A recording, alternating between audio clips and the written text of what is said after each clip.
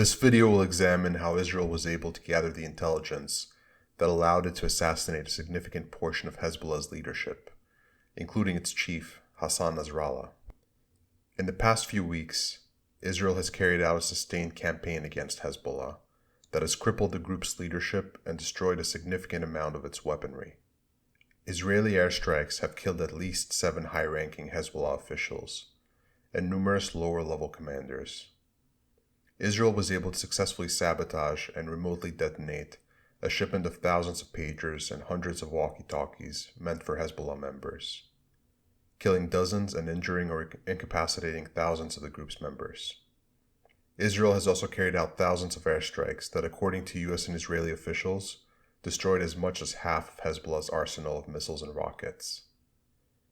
This is a big deal because Hezbollah has spent the past 3 decades gradually accumulating a stockpile estimated at anywhere from 120,000 to 200,000 projectiles, and was believed to have the capacity to overwhelm Israeli air defenses by simultaneously firing thousands of missiles and rockets that would do significant damage to Israeli cities and military facilities. However, Hezbollah has so far not carried out a mass attack of this kind, either out of a concern about escalation, to avoid expending its deterrent, or possibly because Nasrallah believed that the war had settled into a predictable tit-for-tat exchange of fire on the border. With the loss of so many of its senior leaders and as much as half of its arsenal, the group is considerably weakened. The New York Times reports that Hezbollah has asked its primary patron, Iran, to replenish its stockpile, but Israel's ability to intercept weapons shipments makes a resupply by Iran quite challenging. Israel's last war with Hezbollah in 2006 saw nowhere near the kind of rapid victories it has achieved in the past few weeks. Israel attempted to kill Nasrallah 3 times in that conflict, but 1 strike missed and 2 others could not penetrate his underground bunker. Hezbollah ended up successfully fighting the Israeli Defense Forces, or IDF, to a standstill and achieving a propaganda victory. This raises the question of how Israel was so effectively able to identify and target both Hezbollah's leadership and its dispersed weapons stockpile this time. The answer comes from a sustained effort to retool the Israeli intelligence apparatus after the 2006 war, in order to develop visibility on Hezbollah's internal workings, its leadership structure, and its capabilities. Israel began to treat Hezbollah not simply as a terrorist group but as a rival army, and studied it as closely as it studied regional forces like the Syrian and Egyptian armies. Hezbollah had considerable success preventing infiltration and maintaining operational security during the first 3 decades of its existence, but that changed during the Syrian civil war. Hezbollah engaged in extensive ground combat against Syria's rebels to support Bashar al-Assad's regime during the civil war.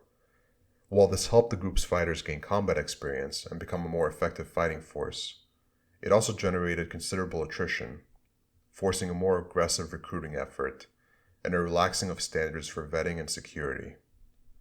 Israel took advantage of this opportunity to seed the group with spies, recruit disgruntled fighters returning from the war, and identify Hezbollah members on the battlefield who could then be monitored once they returned to Lebanon. Israel's Signals Intelligence Unit 8200 and its military intelligence, Amman, hacked Hezbollah's battlefield communications and used the information to map out the group's command and control structure and methods of operating. Obituaries of Hezbollah casualties were used to identify the hometowns and relatives of members, and pictures from funerals were further used to map out their network. With the Syrian civil war exposing much of Hezbollah's fighter base, Israel's massive technological advantage came into play. Satellite drones and compromised communications were used to track Hezbollah's movements. Once fighters had been identified, their movements were tracked even when they returned home, through means such as hacked CCTV cameras, drone footage, and even when their voices were captured on their TV microphones at home. Algorithms were used to sort all the data and identify unusual patterns, allowing Israel to tell when Hezbollah was preparing to launch or defend against an attack, where their bases were located, and where key assets were stored. As a result, Israel amassed a database of thousands of targets that the Israeli Air Force then bombed in rapid succession, dealing a devastating blow to Hezbollah. Israeli Prime Minister Benjamin Netanyahu claimed Israel not only killed Nasrallah, but also eliminated his successor and also his successor in recent strikes, without providing names.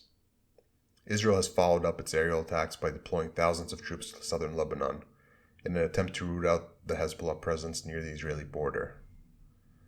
This will be the most dangerous part of the fighting for the IDF.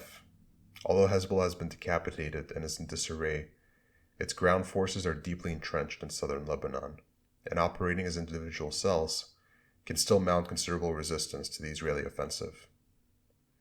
The US and Israel have both expressed hopes that the Lebanese government will seize this opportunity to help dismantle Hezbollah as a force in Lebanon, but this outcome remains unlikely.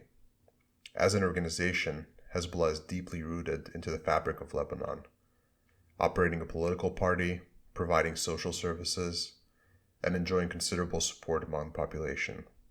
It will no doubt attempt to reconstitute and rebuild its leadership structure and communications network, although the process will be considerably complicated by the ongoing war. If, however, Hezbollah manages to successfully bog down the IDF in a war of attrition in southern Lebanon as it did in 2006, it could receive a morale and public relations boost, allowing it to once again reassert itself in the country. Leave a comment down below to let us know your thoughts on the Israeli-Hezbollah war and whether Hezbollah will survive in any meaningful way through the coming conflict.